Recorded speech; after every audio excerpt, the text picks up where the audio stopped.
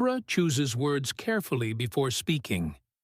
It weighs the tone, thinks about the effect they'll have, considers how the other person will receive them. This isn't cold calculation. It's something deeper, a sensitivity toward connection that works almost like instinct. Libra reads the emotional temperature of a room with a precision it can't always explain, and that perception shapes many of its decisions, even the ones that seem spontaneous. It's the seventh sign of the zodiac, and that position in the cycle isn't random. After 6 signs that develop identity, resources, communication, roots, self-expression, and discernment, Libra arrives to do something different. Look across, find the other person, build a bridge. Its energy is fundamentally relational. Not in a vague, sentimental way, but in the most concrete sense. Libra lives in the space between two people, in what gets negotiated, in what gets balanced, in what gets shared. As an air sign, Libra thinks. Not in the pragmatic way Virgo does, nor with the scattered speed of Gemini, but through dialogue, through comparison, through weighing perspectives against each other. Ideas take shape when they can be tested against another opinion. Conversation isn't just a means of communication for Libra. It's part of how it processes reality. And as a cardinal sign, it has drive and initiative, even if that isn't always obvious, because that initiative tends to show up in the building of agreements rather than in solo action. Venus is its ruling planet, which explains a lot of what Libra values: harmony, aesthetics, the pleasure of sharing something beautiful, genuine connection, the desire for relationships to carry a certain grace. Venus in Libra isn't about vanity. It's the capacity to recognize that how we treat each other matters, that the tone of a conversation can cause as much damage as the actual words, that there's real value in creating spaces where people feel at ease. Libra understands this almost intuitively, and it's one of its greatest contributions to any relationship. In love, Libra tends to approach things with emotional elegance. This isn't the kind of energy that barrels in or arrives all at once.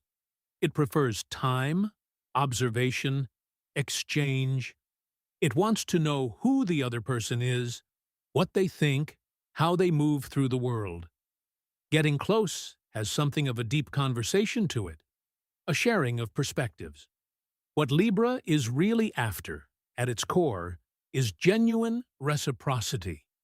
Not just affection, but the feeling that two people are building something together, that both are seen and considered. When that happens, Libra can be an extraordinarily attentive, generous partner, fully committed to the well-being of the relationship. The challenge appears when that pursuit of harmony starts operating as avoidance. Because there's a significant distance between building balance and dodging conflict at any cost.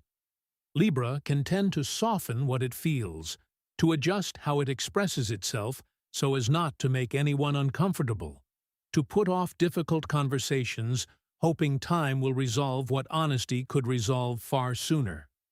Not out of cowardice, but because conflict creates a particular tension for Libra. It feels like a threat to something that took effort to build.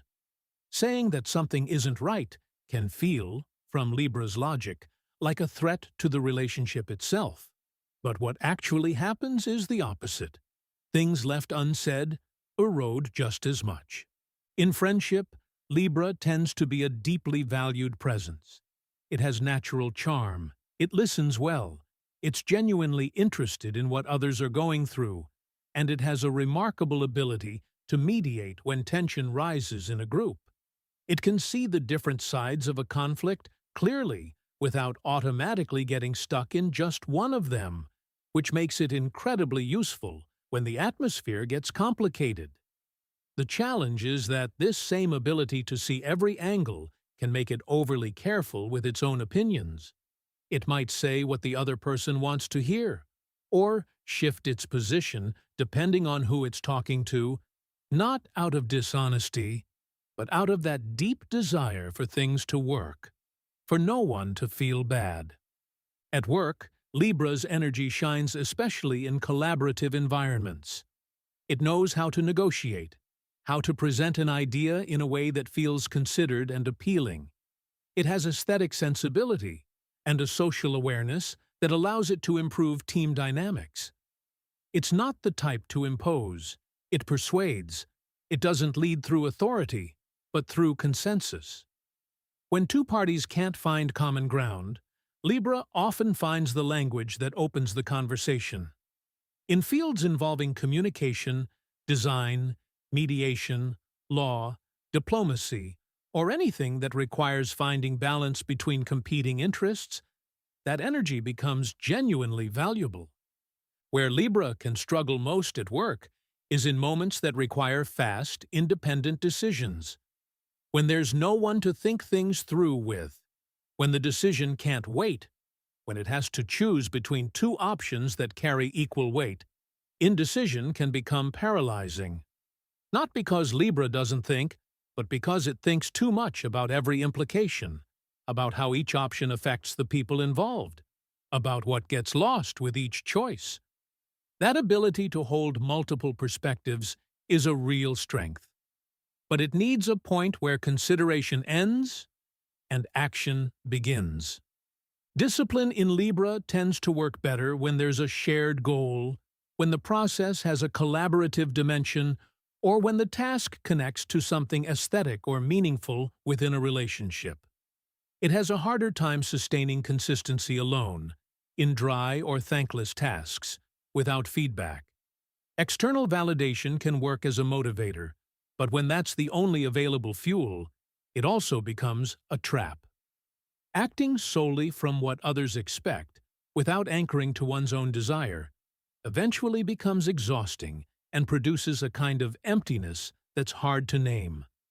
Libra under pressure can become evasive, excessively accommodating, overly focused on maintaining an image of calm that doesn't always match what it's actually feeling.